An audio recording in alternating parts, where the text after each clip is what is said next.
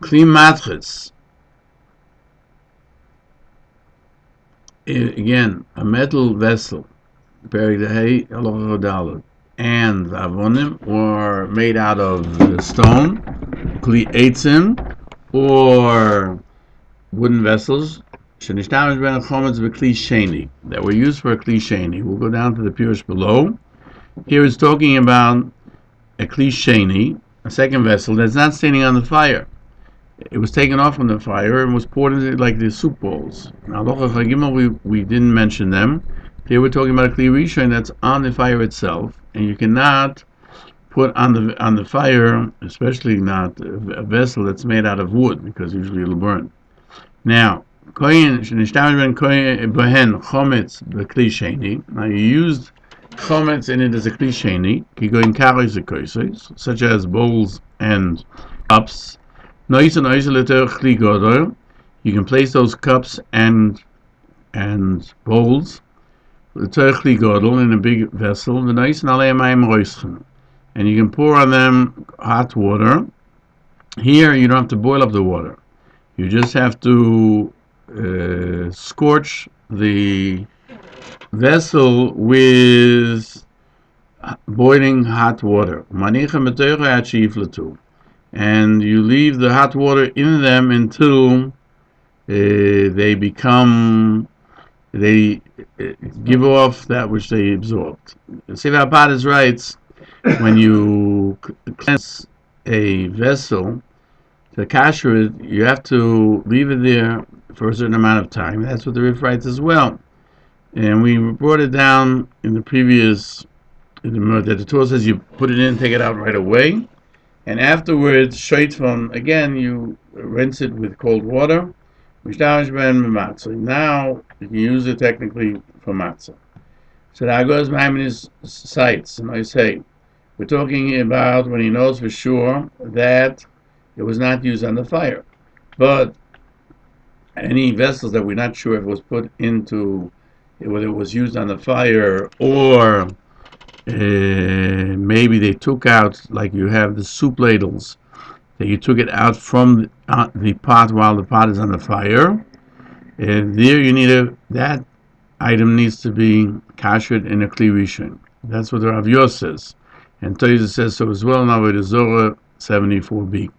Rabbeinu Menoyach says, this is the din of Gemara. But today the noyeg to cleanse soup bowls in a kli rishon, even though used in a kli sheni. Why?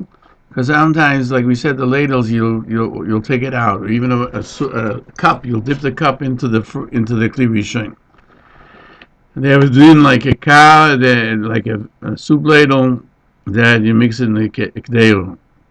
And since you mix it with a k'deira, and it's on the fire, you have to have a goal of a kli rishon. And he cites further that the reason is because at times you pour from the k'deira into the kairo, and the pouring is considered like if you pour directly from the vessel, the first kli rishon, into the kli sheni, it becomes a kli rishon. You need to boil it out, just like kli rishon. And there are those who push this away because we do not say that the flow from a kli rishon is reckoned as a kli rishon. Like in Yerushalmi, we find in Perek Gimel Halacha Hey. Still, the reason that you have to kasher the kaira in a kli rishon is because people use it for chametz for things that are sharp, and that's like a fermented dough that therefore it's more easily will cause chametz. Therefore, they consider like a kli rishon. Halacha l'maaseh, the Shulchan Aruch, the halacha is paskin that vessels that used it for hot is according to the way they use. That's the way you kasher it. So the Mishnah Brewer explains that we always go with the same measure of heat. It takes it out just like it takes it in, or rather reverse. Just like it takes it in, so it gives it off. And therefore, the Shulchan Aruch continues, if you use it in kli rishon, like a soup ladle, he has to kasher it in a kli rishon. The Mishnah Berurah, Sifkot Lamed Vav, says that the tool cites that there are those who say that something which is used in a Kli Rishon on the fire, it has to be cleansed in a Kli Rishon, because Kli Rishon is possible by two situations. One, when you use the vessel when it's still on the fire. Two, when they took it from the fire. Thus we're seeing that the ladle that you mix the gedera while it's on the fire, you have to cleanse it like every din of a Kli Rishon. Mechaber continues, and if you use it in a Kli Sheni, you use it in a Kli Sheni. The Mishnah Berurah explains, like a soup spoon that you drink or you eat soup with, that you use it in the bowl. And in the bowl, since the bowl is a Kli Sheni, because it came from the ladle into the bowl, therefore it's enough a Kli Sheni, pouring hot water into it. Mechaber says, and what you use with pouring, meaning you pour from a Kli Rishon, directly from the pot that's on the fire into a bowl, is not enough Kli Sheni. You have to pour again on it from a Kli Rishon. As it was, the way it went in, that's the way it goes out. So Mishnah Berurah says you have to be careful that the water should be hot when he pours it, and it should be boiling to make it kosher. And that's enough. Just for vessels that you use chametz, you did chametz with pouring. But if you used it on the fire, it's not enough to do it by pouring, only with Kli Rishon itself.